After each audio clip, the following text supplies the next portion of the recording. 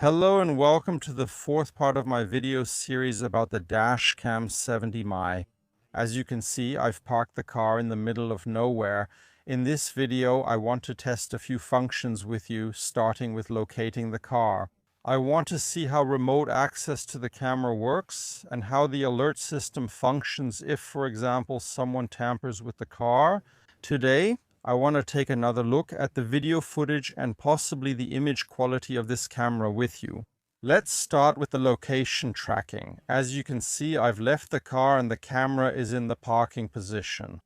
Here you can see the camera. The camera is constantly recognizing me now. There's always a small red ring that appears at the bottom of the camera. There, the camera has detected a suspicious person or possibly a bump or something similar. Of course, you can set this up in the app, how sensitive it should be or when the camera should react. Every time the red ring on the camera lights up, a short video or a photo is recorded. Let's start with the search first. I have the 4G module activated. First, we're going to locate my car. For that, let's quickly switch to my smartphone. We quickly saw a clear demonstration. You saw a little push notification down here. That means the push notifications are working. A suspicious person was detected at my vehicle. Of course, that was me. Now let's move to the tracking function. I've launched the 70Mi app. You can see our additional screen down here. You'll have this if you've installed and set up the 4G module. I explained how to do that in the last video. Now here's what we can do here. For example, we can first locate the vehicle's position. That's really useful if your vehicle has somehow gone missing. We just click on it and the vehicle is located immediately. We can also zoom in or out on the map accordingly and determine the vehicle's location very precisely.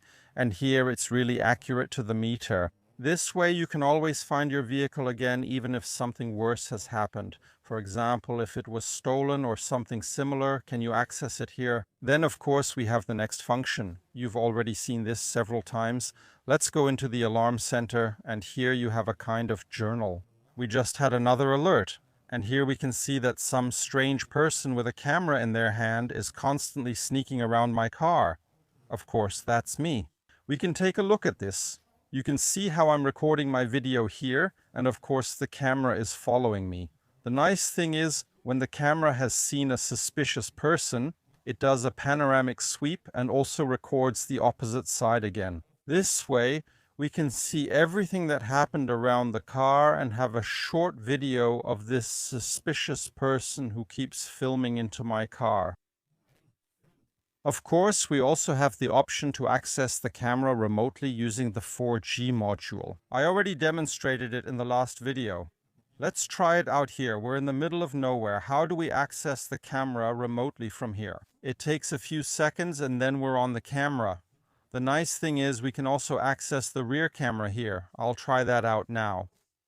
Hello, here I am. Very nice. There's a slight delay, but as you can see, this works perfectly too.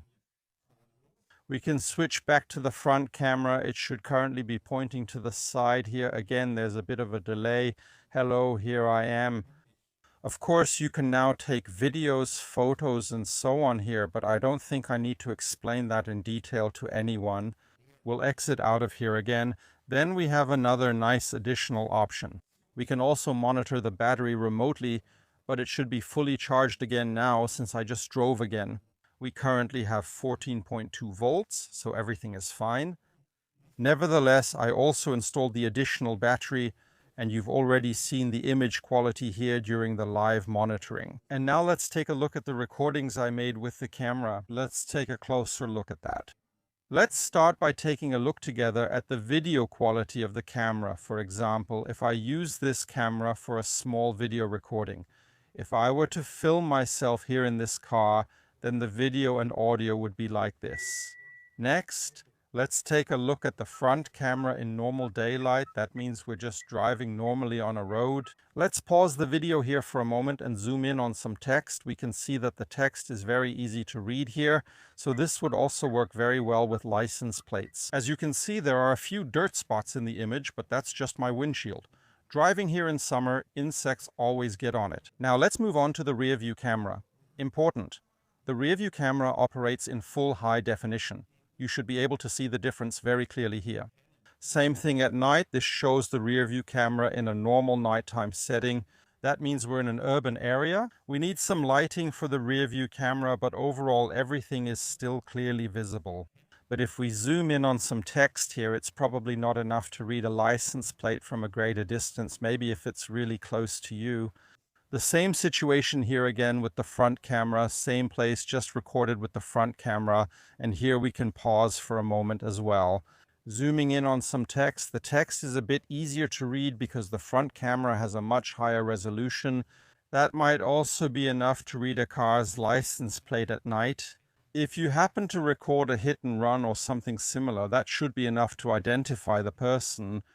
That brings me to the end of the fourth video. If you're interested in the other videos, I'll link them for you below in the video description and of course here in the end card as well. If you're interested in the 70mm camera, check out the video description below.